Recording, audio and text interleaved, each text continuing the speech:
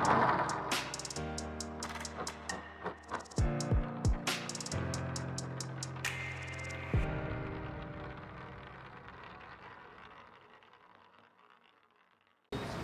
लोग अपनी टेंस की सीरीज़ को आगे बढ़ाते हुए देख रहे हैं प्रेजेंट परफेक्ट कंटिन्यूअस, जिसे हम लोग हिंदी में अपूर्ण पूर्ण वर्तमान काल भी कहते हैं।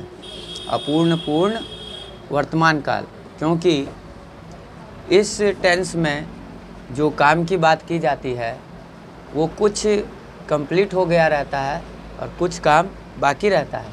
जैसे एक हिंदी सेंटेंस से हम इसे समझने की कोशिश करेंगे। राम पिछले 5 सालों से दिल्ली में पढ़ रहा है। चूँकि लास्ट में हम जानते हैं कि है, हैं या हूँ आता है, तब वो प्रेजेंट टेंस की तरफ इशारा देता है कि दिया गया वाक्य प्रेजेंट टेंस से बिलोंग करता है। और यहाँ आप थोड़ा ध्यान से देखिएगा कि राम पिछले 5 सालों से दिल्ली में पढ़ रहा है, यानी पिछले 5 साल की पढ़ाई उसकी ख़त्म हो गई है और अभी भी वो दिल्ली में पढ़ ही रहा है। यानी 5 साल पढ़ने का काम ख़त्म, अभी भी वो काम चल ही रहा है, यानी कुछ काम ख़त्म और कुछ काम चल रहा होता है। इसलिए यहाँ पे दोनों चीज़ें आई है, परफेक्ट और कंटिन्यूअस, यानी कुछ काम ख़त्म और कुछ काम चल रहा होता है। तो वैसे इसे पहचानने का हिंदी वाक्यों में बहुत इजी है। आप सेंटेंस को पढ़िएगा, उससे आपको पता चल जाएगा कि क्या हुआ है। कुछ काम बाकी है और कुछ काम ख़त्म है। जैसे यहाँ पे हमने पढ़ा, राम पिछले 5 सालों से दिल्ली में पढ़ रहा है, तो यहाँ पर हम कंफर्म हो गए कि 5 सालों से पढ़ने का काम उसका ख़त्म और अभी भी वो पढ़ ही रहा है। जैसे एक और सेंटेंस बताते हैं, सीता 10 सालों से पटना में रह रही है। यानी सीता 10 सालों से पटना में रह रही है, यानी 10 साल तक, 10 साल पिछला तो उसका रहने का काम ख़त्म, लेकिन अभी भी वो रह ही रही है, यानी कुछ काम अभी उसका बाकी है। यानी कुछ काम ख़त्म और कुछ काम बाकी है। इसीलिए दोनों परफेक्ट और कंटिन्यूअस दोनों बात हुई है। परफेक्ट जैसा कि हम लोग पढ़े थे कि परफेक्ट के मतलब होता है कि जिस काम की, जिस वर्क की, जिस एक्शन की हम लोग बात करते हैं वो कंप्लीट हो गया रहता है। और कंटिन्यूअस में जिस काम, जिस वर्क और जिस फंक्शन की हम लोग बात करते हैं वो चल रहा होता है। क्योंकि यहाँ पर दोनों चीज़ें एक साथ आई है, परफेक्ट और कंटिन्यूअस, इससे हमें यह समझना होगा कि जिस कुछ काम जो है वो ख़त्म हो गया रहता है, जिस काम की जिक्र हम करते हैं कुछ काम उसमें से ख़त्म हो गया रहता है और कुछ काम अभी भी चलता हुआ रहता है। इसलिए प्रेजेंट परफेक्ट कंटिन्यूअस आया था। तो इसे हम इंग्लिश में कैसे ट्रांसलेट करेंगे, इसके फॉर्मूला की ओर अगर हम ध्यान दें तो सबसे पहले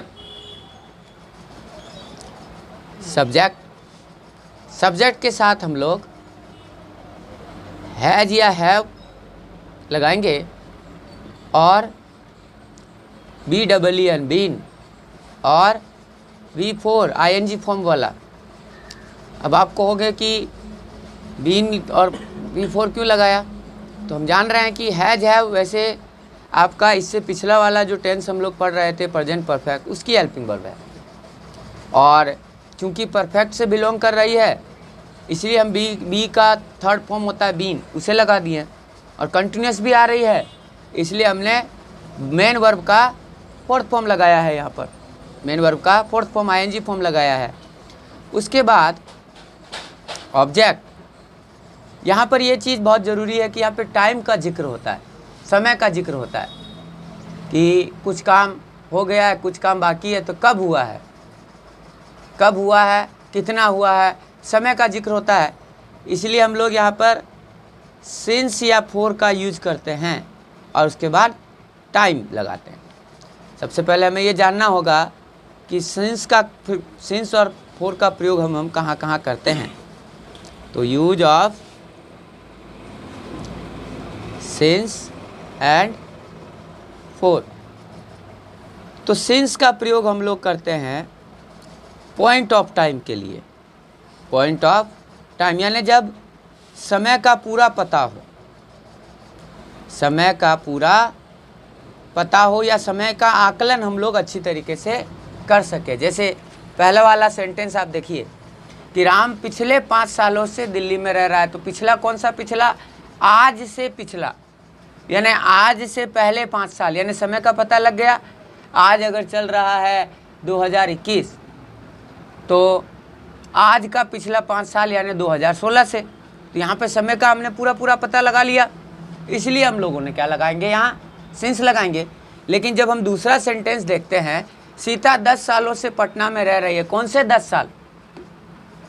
कौन से 10 साल से रह रही है, ये हमें पता नहीं ना लग रहा है। तो फोर का यूज हम लोग करते हैं पीरियड ऑफ टाइम के लिए। पीरियड ऑफ टाइम के लिए, समय की अवधि के लिए। इसमें समय का पूरा पता हमें नहीं चलता है, समय की अवधि के लिए हम लोग जो हैं वो फोर का प्रयोग करते हैं। और समय का जब पूरा पता चल जाता है यानी पॉइंट ऑफ टाइम के लिए हम लोग सिंस का प्रयोग करते हैं। तो सिंस का प्रयोग में आपको समय बिल्कुल पता लग जाएगा कि जैसे एक सेंटेंस अगर मैं यहाँ लिखूँ, मैं 2012 से अंग्रेजी पढ़ा रहा हूँ।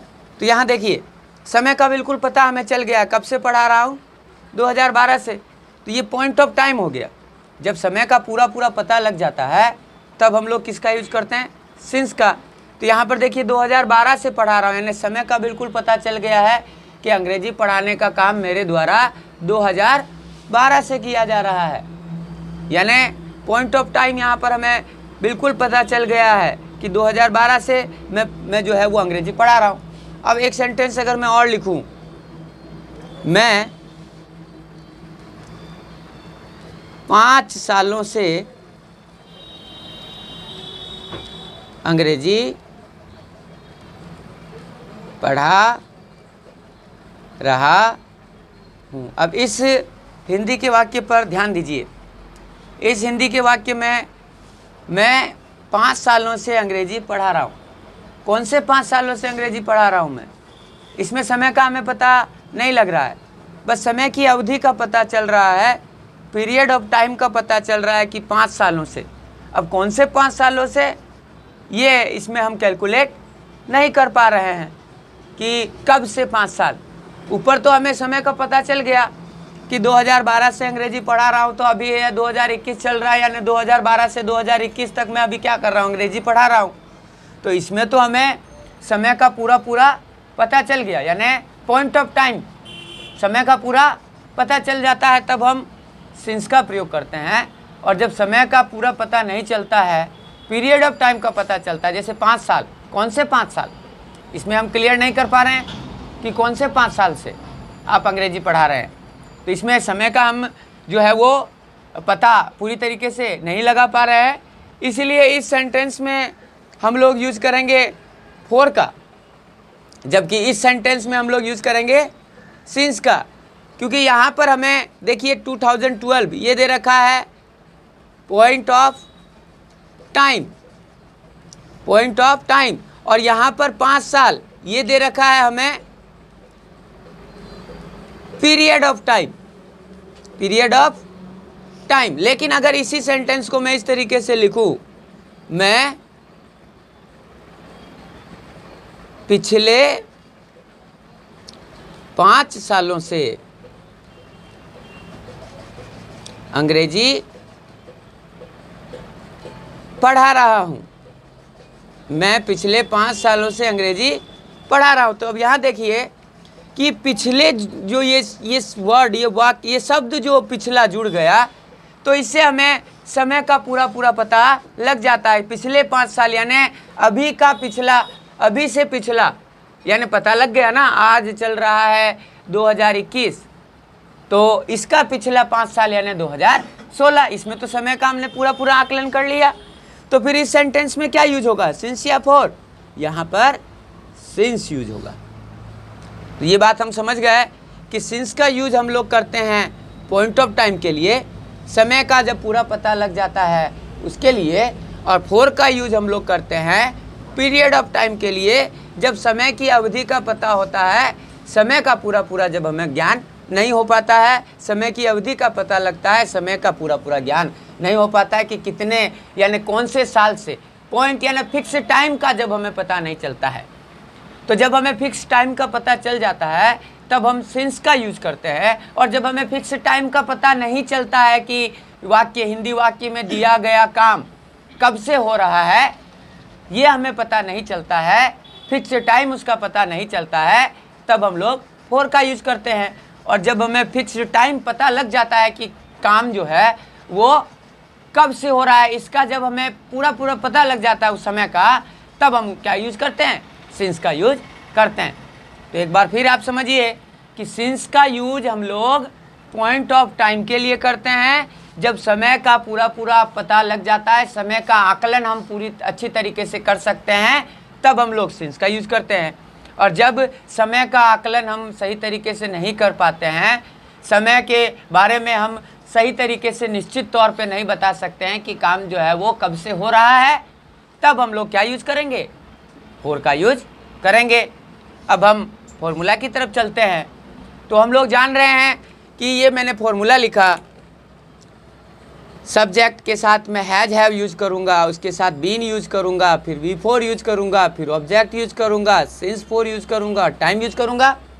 तो इस सेंटेंस में आपको मैंने इससे पहले वाला जो टेंस पढ़ाया था प्रेजेंट परफेक्ट, उसमें हम अच्छी तरीके से हेल्पिंग वर्ब हैज हैव के बारे में पढ़ चुके हैं कि हैज का यूज हम लोग कहाँ करेंगे और हैव का यूज हम लोग कहाँ करेंगे।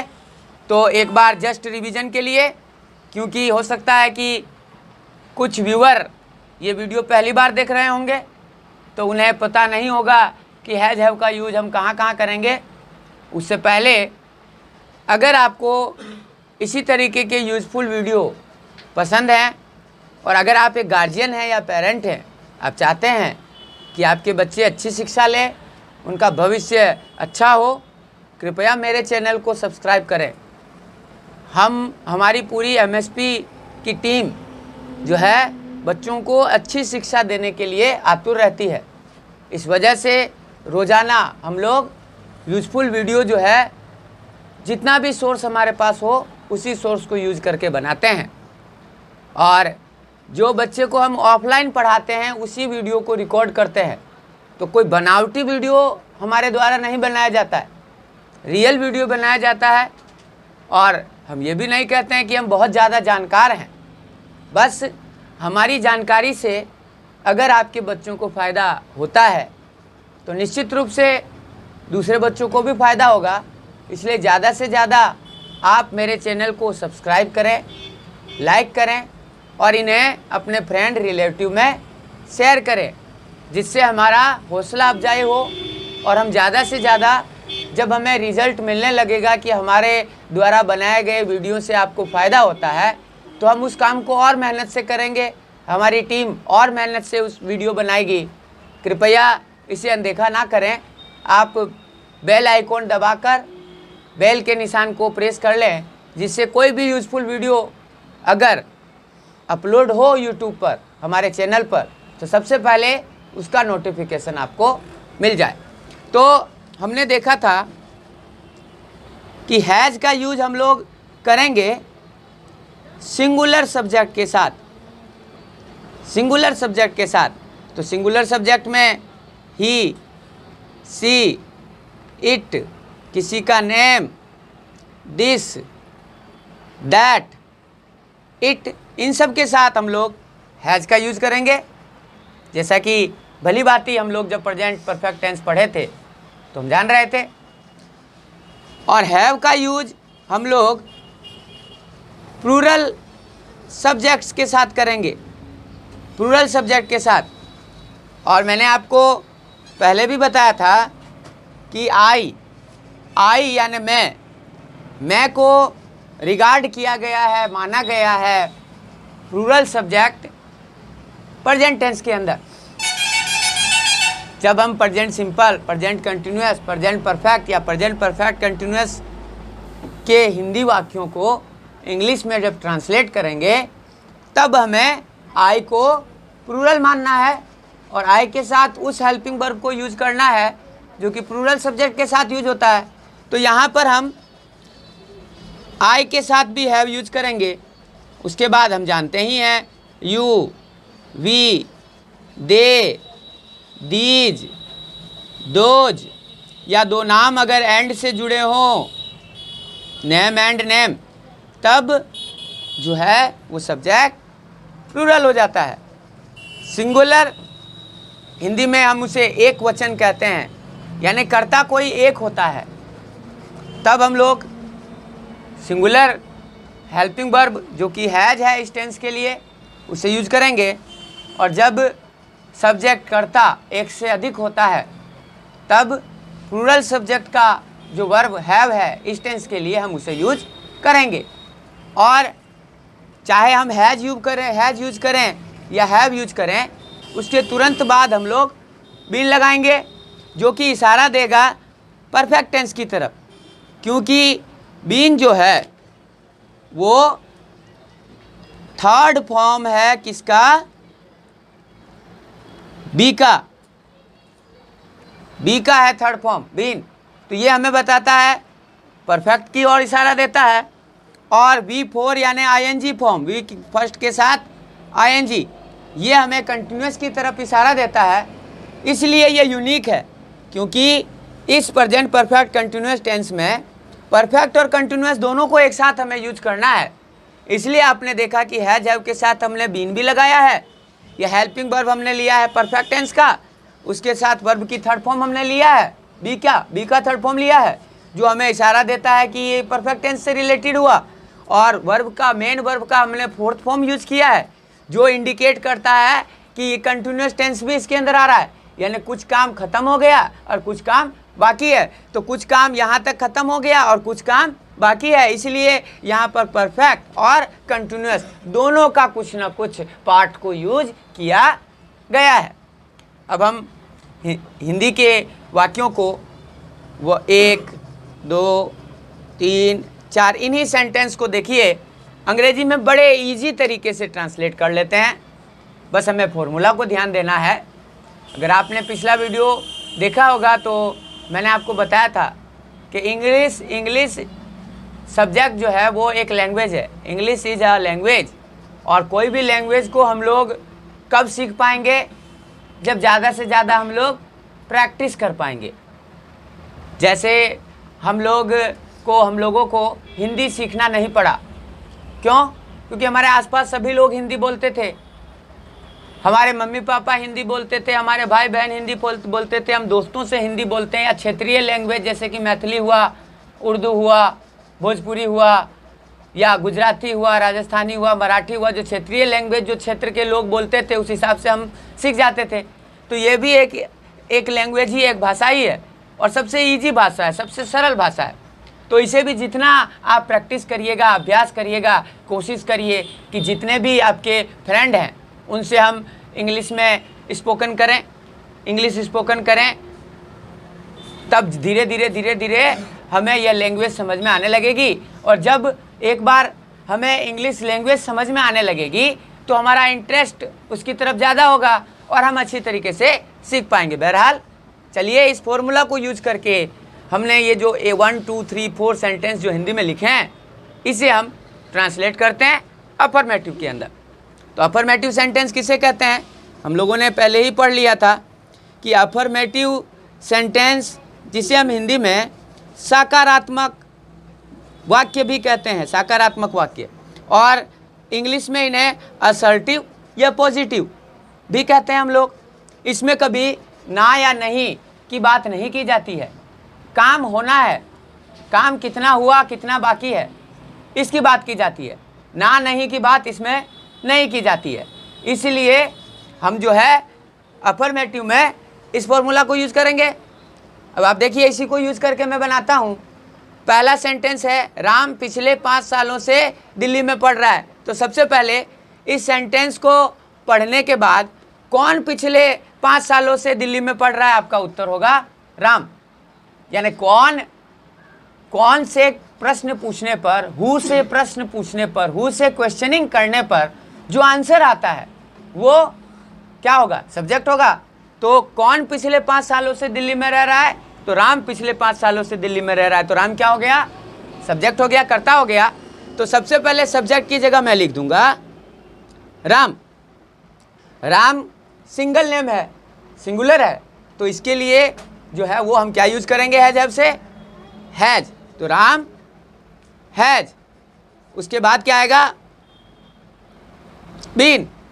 अब पढ़ने को कहते हैं स्टडी, रीड, दोनों कहते हैं। तो रीड होता है जैसे हम लोग पेपर पढ़ते हैं, ध्यान से नहीं पढ़ते हैं तो उसे रीड कहते हैं, और स्टडी मतलब होता है ध्यान से पढ़ना। तो जब हम लोग हमारे क्लास की कोर्स बुक को पढ़ते हैं या किसी स्पेशल कंपटीशन की तैयारी करने के लिए पढ़ते हैं, तब हम स्टडी करते हैं, रीड नहीं करते हैं। तो यहाँ पर हम स्टडी जो है वो यूज करेंगे, और स्टडी का कौन सा फॉर्म यूज करेंगे, हम लोग फोर्थ फॉर्म यूज करेंगे, आईएनजी लगा देंगे। तो क्या हो जाएगा, studying. Ram has been studying. ये तो हमने ऑब्जेक्ट तक का काम कर लिया। अब हमें ये देखना है कि हम सिंस को यूज करेंगे या फॉर को यूज करेंगे। तो यहाँ पर देखिए पिछले 5 साल, यानी टाइम का पूरा पता चल चुका है कि आज से पिछले 5 साल, इस साल से पिछले 5 साल, यानी अगर अभी 2021 रनिंग कर रहा है, चल रहा है, तो इससे पिछला 5 साल कब था, 2016 से। तो समय का हमें पूरा पता चल गया, पॉइंट ऑफ टाइम हमें पता लग गया। तो क्या यूज होगा, सिंस यूज होगा। पॉइंट ऑफ टाइम के लिए क्या यूज होगा, सिंस यूज होगा। तो Ram has been studying in Delhi since, पिछला यानी last 5 years। Ram has been studying in Delhi since last 5 years। Ram पिछले 5 सालों से दिल्ली में पढ़ रहा है। ये हमने पहले सेंटेंस को कन्वर्ट किया इंग्लिश में प्रेजेंट परफेक्ट कंटिन्यूअस के फॉर्मूला को यूज करके। तो ये हमें जब एग्जाम में या कोई भी आदमी कहेगा तो हमें ये थोड़ी बताएगा कि आपको ये प्रेजेंट परफेक्ट कंटिन्यूअस में टेंस दे रहा हूँ उसमें कन्वर्ट करिए, ये हमें पहचानना पड़ेगा। तो जितना आप प्रैक्टिस करिएगा, टेंस बहुत इजी है। जब हम ये पहचान जाएं कि हिंदी में जो सेंटेंस हमें दिया गया, वाक्य दिया गया है, वो किस टेंस से बिलोंग करता है, किस टेंस का फॉर्मूला यूज करके हमें अंग्रेजी में उसे बदलना है, अगर ये हमें दिया है, अगर ये हमें पहचानना अगर आता है तो टेंस बहुत ईजी है, फिर हम आसानी से अंग्रेजी में कन्वर्ट कर सकते हैं। तो मैंने आपको बताया था कि है या हूँ अगर आता है तो प्रेजेंट टेंस होता है। और यहाँ पर पढ़ने से ये पता चल रहा है कि पिछला कुछ काम जो है वो कंप्लीट हो गया है और कुछ काम अभी बाकी है, इसलिए जो है ये प्रेजेंट परफेक्ट कंटिन्यूअस हो गया। सेकंड सेंटेंस की तरफ अगर हम चलें तो सेकंड सेंटेंस लिखा है सीता 10 सालों से पटना में रह रही है। तो यहाँ पर देखिए कौन 10 सालों से पटना में रह रही है, तो सीता, यानी सब्जेक्ट क्या हो गया, सीता। तो सीता एक सिंगुलर सब्जेक्ट हो गया, तो क्या यूज करेंगे, हैज। सीता हैज, और हैज के बाद क्या आएगा, बीन। रहने को कहते हैं लिव, और लिव का फोर्थ फॉर्म क्या होती है, लिविंग, LIVING, लिविंग। तो सीता हैज बीन लिविंग। अब यहाँ पे देखिए कहाँ पर, in Patna, in Patna. Sita has been living in Patna. अब यहाँ देखिए 10 साल से, कौन से 10 साल से, पीरियड ऑफ टाइम, समय की अवधि का यहाँ हमें पता चल रहा है, लेकिन पॉइंट ऑफ टाइम, समय का पक्का पूरा पता नहीं चल रहा है कि कब से। तो यहाँ पर केवल समय की अवधि का हमें पता चल रहा है, समय का पूरा पक्का पता नहीं चल रहा है कि कब से, कौन से 10 साल, इसका पता हमें नहीं लग रहा है। तो हमने आपको पहले ही बताया कि जब पॉइंट ऑफ टाइम दिया रहे, समय का पक्का पता लग जाए, तब तो हम सिंस यूज करते हैं, और जब समय का पूरा पक्का पता नहीं चले कि काम कब से स्टार्ट हुआ, कब से शुरू हुआ, जब इसका पता हमें नहीं चले तब हम फॉर का यूज करते हैं। तो यहाँ पर सीता 10 सालों से पटना में रह रही है। कौन से 10 साल, इसका हमें पता नहीं लग पा रहा है, इसलिए हम क्या यूज करेंगे, फॉर यूज करेंगे। तो यहाँ पर आएगा फॉर 10 ईयर्स। इस तरीके से देखिए तीसरा सेंटेंस, मैं 2012 से अंग्रेजी पढ़ा रहा हूँ। तो कौन 2012 से अंग्रेजी पढ़ा रहा है, मैं। तो सब्जेक्ट क्या हो गया, मैं, यानी आई। और आई को मैंने बताया कि प्रेजेंट टेंस के अंदर I regarded as plural subject, the helping verb which is used together with plural subject, that same helping verb is used by I also। मतलब जो प्लूरल सब्जेक्ट के साथ हम लोग हेल्पिंग वर्ब का यूज कर रहे हैं प्रेजेंट टेंस के अंदर, वही प्लूरल हेल्पिंग वर्ब जो है वो आई के साथ भी यूज होगा, क्योंकि आई को प्रेजेंट टेंस में हम लोगों ने प्लूरल सब्जेक्ट माना गया है। तो आई के साथ क्या यूज हो जाएगा, हैव, आई हैव, और उसके तुरंत बाद क्या आएगा, बीन, आई हैव बीन। अब काम क्या हो रहा है, पढ़ाना। तो पढ़ाने को टीच कहते हैं, और टीच की बिफोर क्या हो जाएगी, टीचिंग। तो आई हैव बीन टीचिंग, क्या, ऑब्जेक्ट, इंग्लिश। यहाँ आप देखिए पटना का पहला लेटर मैंने कैपिटल लिखा, दिल्ली का पहला लेटर मैंने डी कैपिटल लिखा, इंग्लिश का पहला लेटर ई मैंने कैपिटल लिखा। ऐसा क्यों, क्योंकि ये प्रॉपर नाउन है। प्रॉपर नाउन का यूज हम लोग अगर सेंटेंस के पहले, सेंटेंस के बीच में या सेंटेंस के अंत में कहीं पर भी करेंगे तो पहला लेटर हमेशा कैपिटल ही आएगा। ये थोड़ा ध्यान देने की बात है। I have been teaching English, मैं अंग्रेजी पढ़ा रहा हूँ। कब से, 2012 से। तो समय का इसमें पक्का पता चल गया है, पॉइंट ऑफ टाइम दिया हुआ है, पीरियड ऑफ टाइम तो नहीं दिया है, पॉइंट ऑफ टाइम दिया है। और जब पॉइंट ऑफ टाइम दिया रहेगा तो क्या यूज करेंगे, सिंस यूज किया जाता है।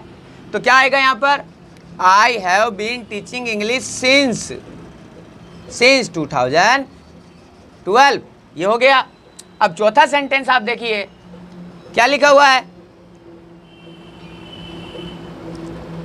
मैं 5 सालों से अंग्रेजी पढ़ा रहा हूँ। मैं 5 सालों से अंग्रेजी पढ़ा रहा हूँ।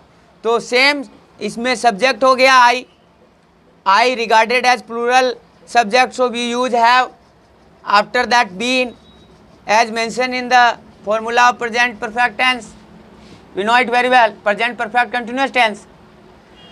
आई हैव बीन और the work is same, teaching, I have been teaching, object is same, English, but here we are given the period of time, not point of time। यहाँ पर हमें period of time दिया, समय की अवधि दे रखी है 5 सालों से, लेकिन कौन से 5 सालों से इसका पूरा पता हमें नहीं बताया गया है। तो यहाँ पर क्या यूज होगा, फॉर यूज होगा।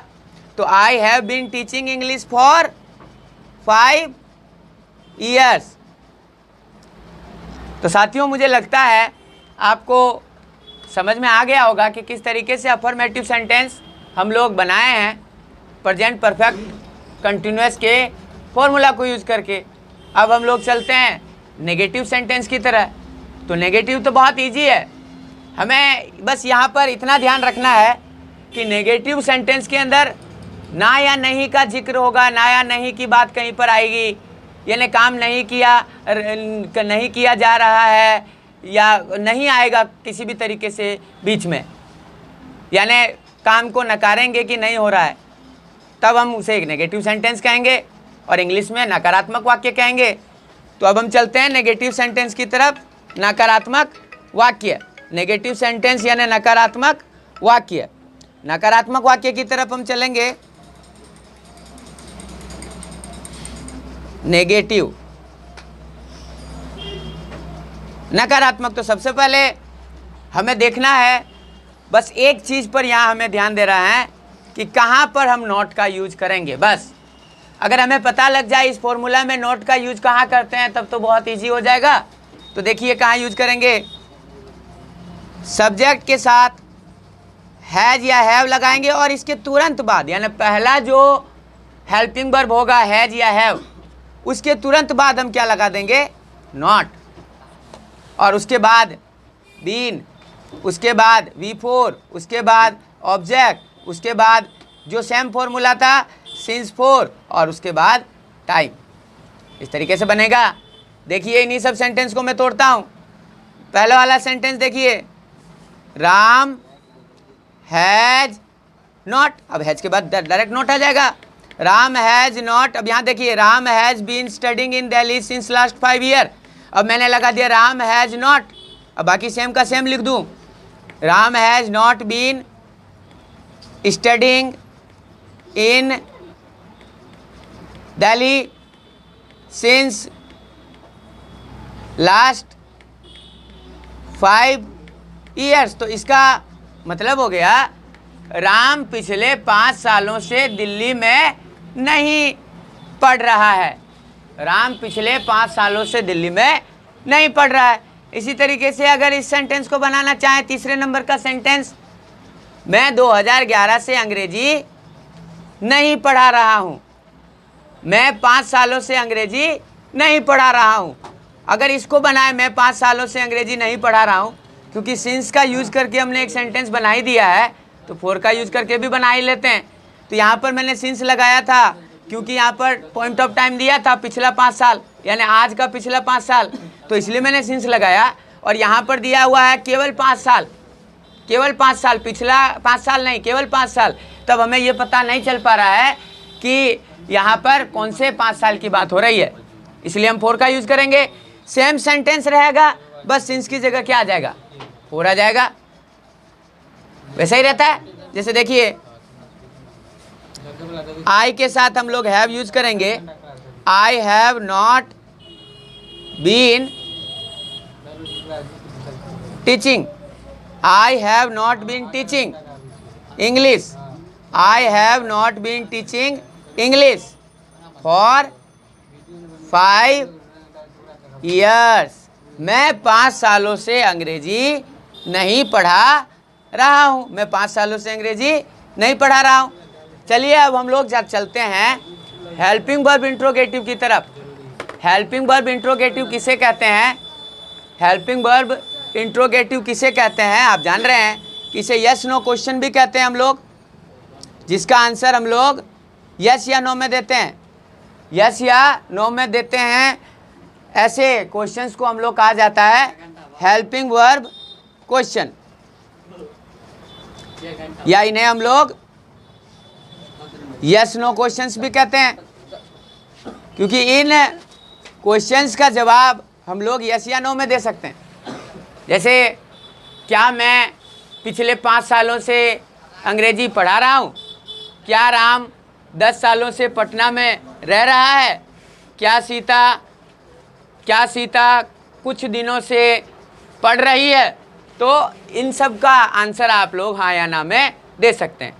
तो ऐसे क्वेश्चन जिनका आंसर हम लोग हाँ ना में दे सकते हैं उन्हें हेल्पिंग वर्ब क्वेश्चन कहते हैं।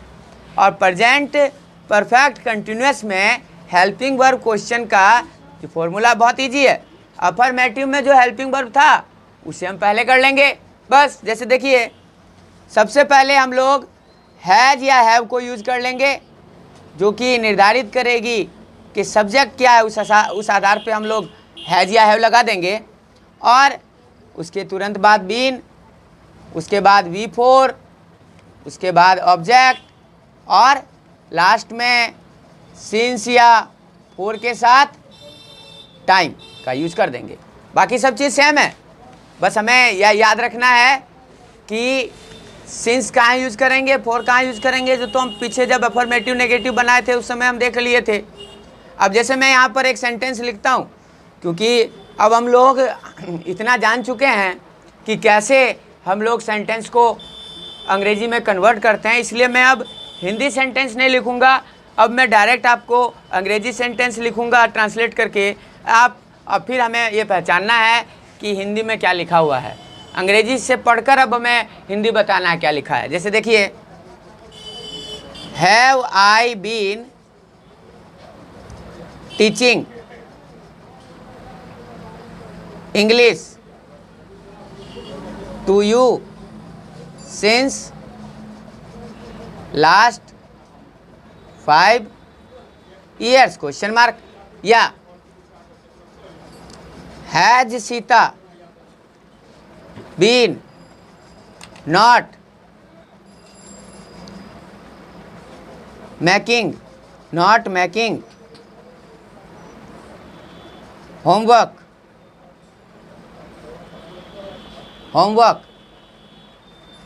For 10 days। यहाँ देखिए, have I been teaching English to you since last 5 years, इसका मतलब हुआ कि क्या मैं आप लोगों को 5 सालों से अंग्रेजी पढ़ा रहा हूँ।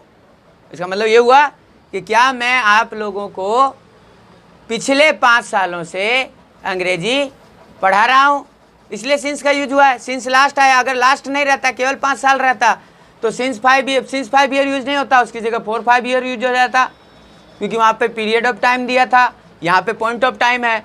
पॉइंट ऑफ टाइम मतलब समय का पूरा पक्का पता लग जाना।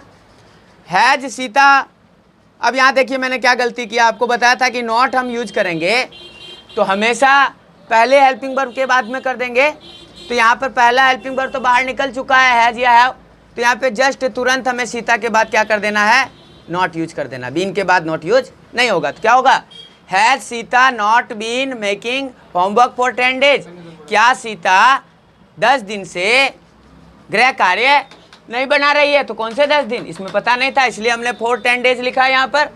इज दैट क्लियर, आपको समझ में आ गया। तो हेल्पिंग वर्ब का ये अफर्मेटिव सेंटेंस हो गया और ये नेगेटिव इंट्रोगेटिव हो गया। हेल्पिंग वर्ब, ये हेल्पिंग वर्ब अफर्मेटिव इंट्रोगेटिव या इंट्रोगेटिव अफर्मेटिव हो गया, और ये हेल्पिंग वर्ब इंट्रोगेटिव नेगेटिव हो गया। क्वेश्चन हमने 2 तरीके से पूछा ना, कि क्या मैं पिछले 5 सालों से आप लोगों को अंग्रेजी पढ़ा रहा हूँ, और क्या सीता 10 दिनों से अपना होमवर्क नहीं बना रही है। तो एक बार यहाँ पर सेकंड सेंटेंस में मैंने नहीं लगा के क्वेश्चन पूछा, और फर्स्ट सेंटेंस में मैंने नहीं लगाया, यानी पहला वाला अफर्मेटिव हो गया, यानी इंट्रोगेटिव यानी तो प्रश्नवाचक, और अफर्मेटिव यानी सकारात्मक, तो ये हो गया आपका। और हेल्पिंग वर्ब यानी सहायक क्रिया, तो सहायक क्रिया प्रश्नवाचक सकारात्मक और सहायक क्रिया प्रश्नवाचक नकारात्मक। इस तरीके से अब क्वेश्चन तो 2 तरीके से पूछे जाते हैं ना, एक तो हेल्पिंग वर्ब क्वेश्चन जिनका आंसर हम लोग यस या नो में दे सकते हैं, और एक होता है WH वर्ड्स क्वेश्चन जिनका आंसर हम लोग हाँ या ना में नहीं दे सकते हैं। एक्सप्लानेशन हमें देना पड़ेगा, व्याख्या देनी पड़ेगी, विस्तृत जानकारी हमें देनी पड़ेगी। क्वेश्चन पूछा गया है, अगर इस तरीके से कोई क्वेश्चन मुझसे पूछे, क्या आप पिछले 10 सालों से अंग्रेजी नहीं पढ़ा रहे हैं, तब मैं कहूँगा हाँ या ना। लेकिन अगर मुझसे कोई क्वेश्चन पूछे कि आप पिछले 10 सालों से अंग्रेजी क्यों पढ़ा रहे हैं, तब मुझे इसका जो है वो डिटेल से आंसर देना पड़ेगा कि मेरी हॉबी है, मुझे अच्छा लगता है, या मैं चाहता हूँ कि बच्चे अच्छे तरीके से अंग्रेजी सीखें, या जो भी मेरा आंसर होगा उसका मुझे विस्तृत में जानकारी देनी पड़ेगी। तो इस तरीके के क्वेश्चन, जिस क्वेश्चन का आंसर हम लोग विस्तृत में जानकारी से देते हैं, उसे हम लोग क्या कहते हैं, WH वर्ड क्वेश्चंस कहते हैं। तो इसका फॉर्मूला बिल्कुल ईजी है कि जो WH वर्ड हमें हिडन होगा, हिंदी के वाक्य में छुपा हुआ होगा, उस WH वर्ड को सबसे पहले लिख देंगे, और उसके बाद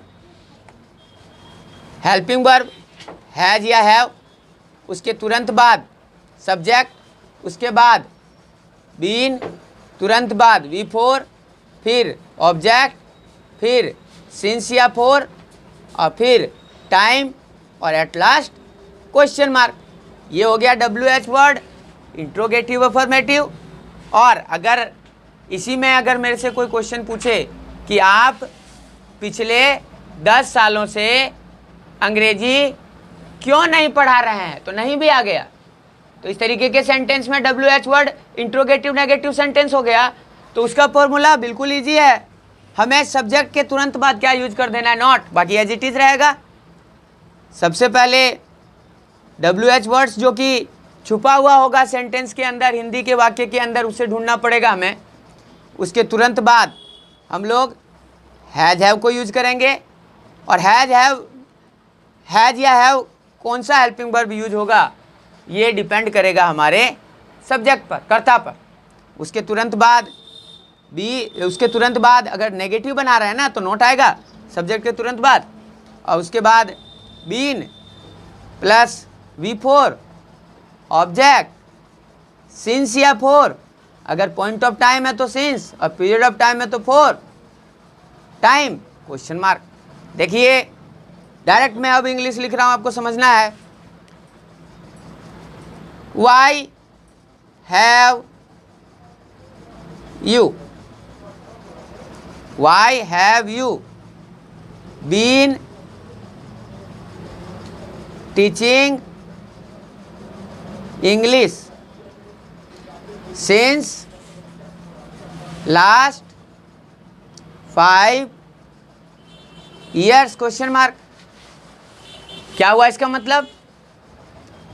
आप क्यों पिछले 5 सालों से अंग्रेजी पढ़ा रहे हैं? आप क्यों पिछले 5 सालों से अंग्रेजी पढ़ा रहे हैं? आप क्यों पिछले 5 सालों से अंग्रेजी पढ़ा रहे हैं? पिछले 5 सालों से यानी समय पता था इसलिए मैंने सिंस लगाया। और अगर मैं ऐसे लिखता कि आप 5 सालों से अंग्रेजी क्यों पढ़ा रहे हैं, तब मैं सिंस का यूज नहीं करता, मैं 4-5 ईयर्स लिख देता, क्योंकि पीरियड ऑफ टाइम दिया रहता, वहाँ पे पीरियड ऑफ टाइम था, तो पीरियड ऑफ टाइम के लिए तो 4 यूज करेंगे ना। पिछले 5 सालों से तो पॉइंट ऑफ टाइम हो गया पिछला 5 साल, तब हमने सिंस यूज किया, सिंस लास्ट 5 ईयर। लेकिन अगर केवल 5 साल दिया रहेगा तो 4-5 ईयर्स लिखेंगे हम लोग, 5 सालों से, period of time 4, point of time since. अब दूसरा देखिए, when has she been studying? When has she been studying? है ना, मैथ्स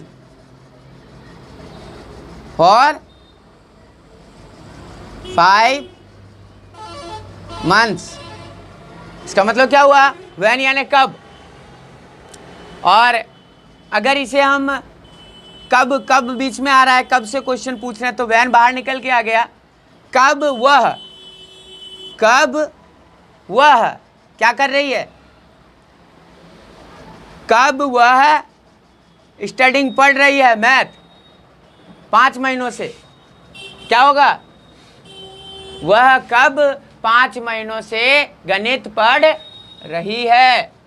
वह कब 5 महीनों से गणित पढ़ रही है? तो यहाँ पर देखिए 4-5 मंथ आया, क्योंकि यहाँ पर 5 महीने, कौन से 5 महीने ये पता नहीं था, इसलिए 4 लगाया हमने। ये तो मैंने दोनों बनाया WH वर्ड से शुरू होने वाले क्वेश्चंस जिनमें ना या नहीं का जिक्र ना हो, तो WH वर्ड इंट्रोगेटिव अफर्मेटिव। अब मैं अगर WH वर्ड यानी इस सेंटेंस को यूज करके मैंने ये दोनों सेंटेंस बनाया है। अब अगर मैं नेगेटिव यानी ना या नहीं को अगर बीच में डालना चाहूं तो मैं कैसे करूंगा? देखिए, how has Ram not been doing? How has Ram not been doing exercise for few years? How यानी कैसे, हाउ यानी कैसे, तो राम कैसे एक्सरसाइज नहीं कर रहा है पिछले कुछ सालों से। तो राम पिछले कुछ सालों से एक्सरसाइज कैसे नहीं कर रहा है? राम कुछ सालों से, पिछले नहीं कुछ सालों से। अगर पिछले कुछ साल आता तब तो हम सिंस लास्ट फ्यू ईयर्स लिख सकते थे, तब तो पॉइंट ऑफ टाइम हो जाता। लेकिन कुछ सालों से दिया है, तब हम 4 को यूज कर लिए हम लोगों ने। तो यहाँ पे क्या हो जाएगा? राम कैसे कुछ सालों से एक्सरसाइज नहीं कर रहा है। Why have I not been teaching English to you for 10 years? Question mark. Why यानी क्यों, तो क्यों मैं टीचिंग इंग्लिश पढ़ा रहा हूं अंग्रेजी फॉर 10 years यानी 10 सालों से नहीं, क्यों मैं 10 सालों से अंग्रेजी नहीं पढ़ा रहा हूं। इसका मतलब क्या हो गया, क्यों मैं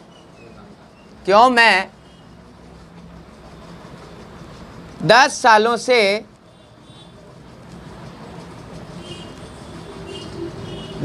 से तुम्हें अंग्रेजी नहीं पढ़ा रहा हूँ। तो आपने देखा कि किस तरीके से हमने प्रेजेंट परफेक्ट कंटिन्यूअस टेंस का फॉर्मूला यूज करके हिंदी के वाक्यों को अंग्रेजी में ट्रांसलेट किया। I hope you understand.